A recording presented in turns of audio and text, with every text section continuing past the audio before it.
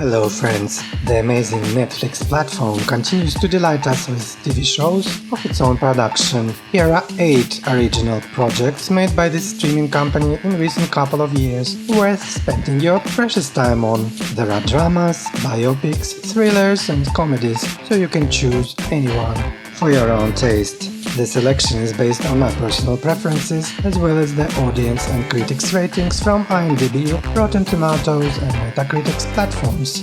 You are on the Moovietops channel, the best of movies and TV series. Please enjoy. Wretched. Based on the novel One Flew Over the Cuckoo's Nest, this dramatic thriller tells the story of how ordinary nurse Mildred Ratched, played by Sarah Paulson, is turning into a full-fledged monster and sociopath. In 1947 she is hired by a hospital in Northern California. However, this hospital is not at all what it seems. This is the place where nightmarish experiments are performed on patients. The series is often called a prequel to the famous drama One Flew Over the Cuckoo's Nest by Milos Forman. This is undoubtedly a stylish project, but its chic staging and excellent acting can be disrupted by not always harmonious plot and slightly caricatured characterizations. Excuse me, you're eating my peach. I don't see your name on it. And who would do that? Do what? Put their name on a peach. Somebody who really wanted it? No one has ever put their name on a peach. I've seen it done. No, you haven't. What are you gonna do about it? What, are you deaf? No. Just thinking of all the things I'm going to do about it. Well, I'm sorry, ma'am. Didn't mean to make you uncomfortable. I didn't say you made me uncomfortable. I said the question was personal. Sorry. You should bathe more often. Your fingernails are filthy.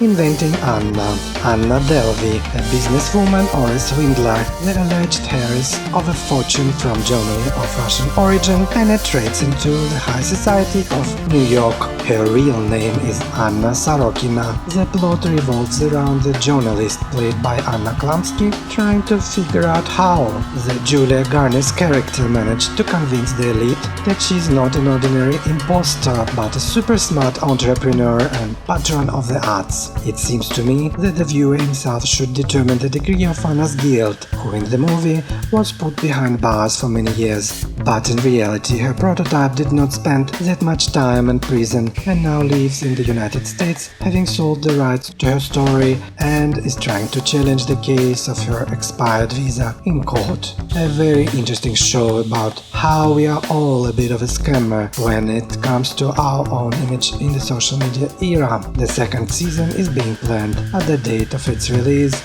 is not yet known. I just had some questions. I have a question. What's you wearing? You look poor. Give me back that money, please. Why are you being like this? So dramatic.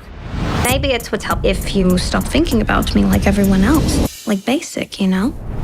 Anna Delvey is a masterpiece, bitches, and they can just all... I am not okay with this. In the center of this TV show is the story of Sydney, who is trying to cope with her problems at school, her awkward age, and of course with the strange superpowers being awakened in her. This series is awkward and charming as youth, occasionally strays in terms of storytelling, but Sophia Lilly's strong performance keeps it afloat. The project will engage you from the first minutes. Viewers call it cute, refreshing and unusual. Netflix decided to cancel the series, although they originally wanted to renew it. The script had already been written and the search for actors was underway, but the plans were crossed out by the COVID pandemic.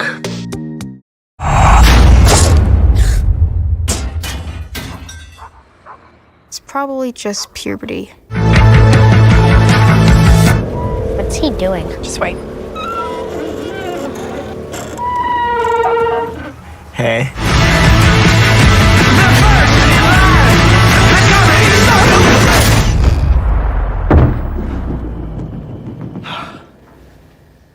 Holy sh...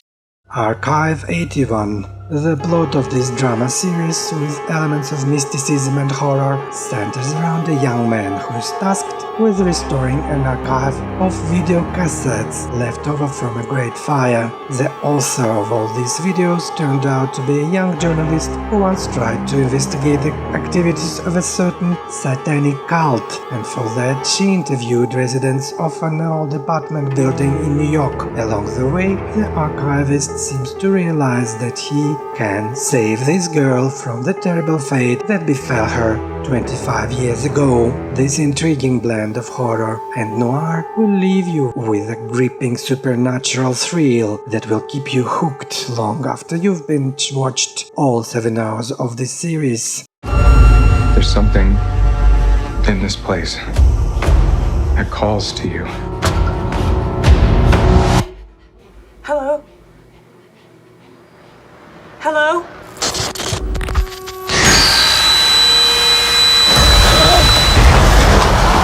It's March 11th, 1994, 10:32 a.m.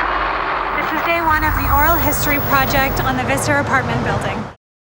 The Spy. This fascinating spy series tells the story of a real Israeli intelligence officer. In 1959, the Israeli Mossad is desperate to plant a spy in Syria. The choice falls on the humble accountant Eli Cohen. After training, he assumes the identity of a Syrian citizen living in Argentina and uses this as a means to enter Damascus, where he was able to infiltrate circles close to the Syrian government. For many years, he conducted active and super effective intelligence in favor of Israel, but in 1965 he was discovered, tried, sentenced to death, and hanged in May of that same year. The role of the scout is played by Sacha Baron Cohen, whose ability to change the image with lightning speed will captivate you and make you spend all 6 hours in front of the screen. My name is Kamel Amin Thabit. This is not a game, Kamel. You are either him or you are dead. Do you consider yourself a patriot?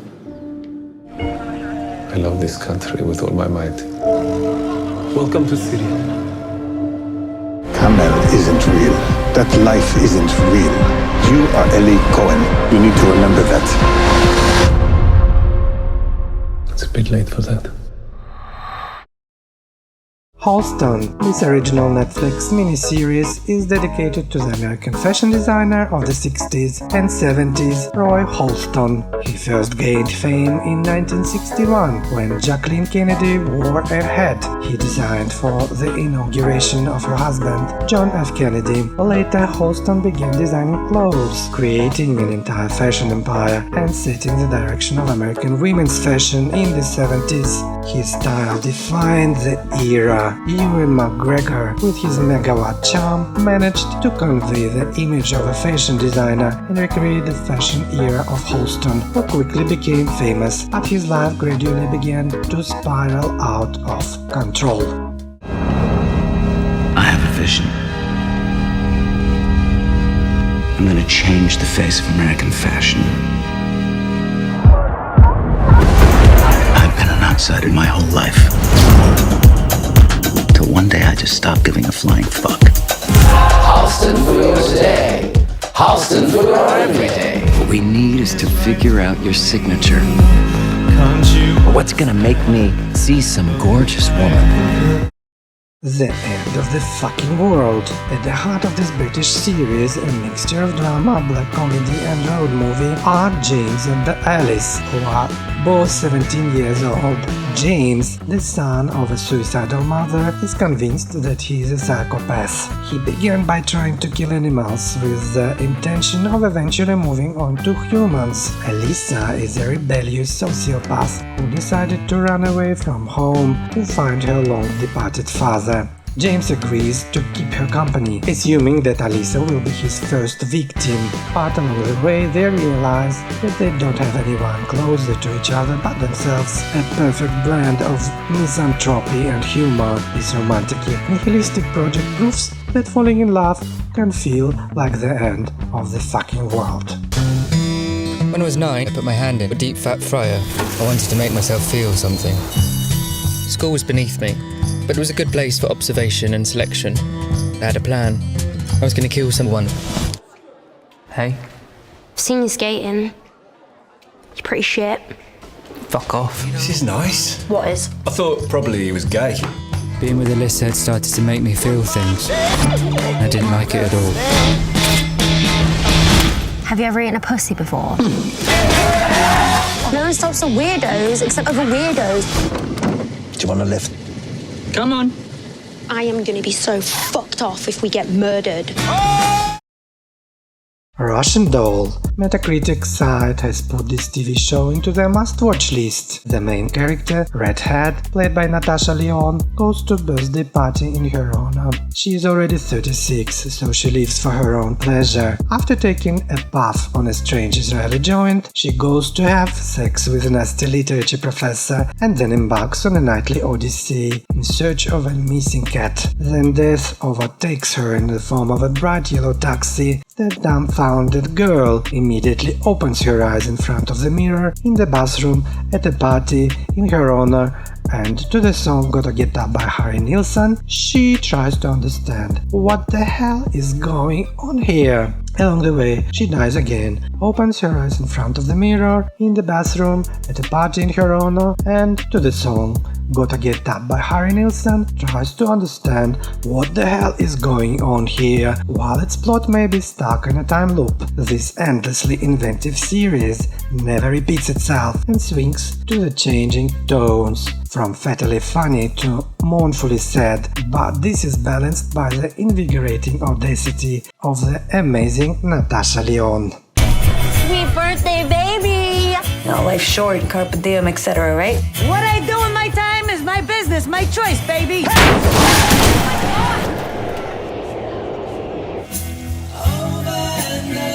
Sweet birthday, baby! What was I just doing? What? What do you mean? I'm out of here.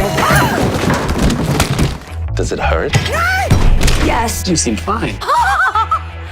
Didn't you get the news? We're about to die. It doesn't matter, I die all the time. Thanks for watching this video. Feel free to push a like button and to subscribe to the Moovietops channel. And this is not the end of the fucking world, although apparently it is already close with the war in Europe on the way.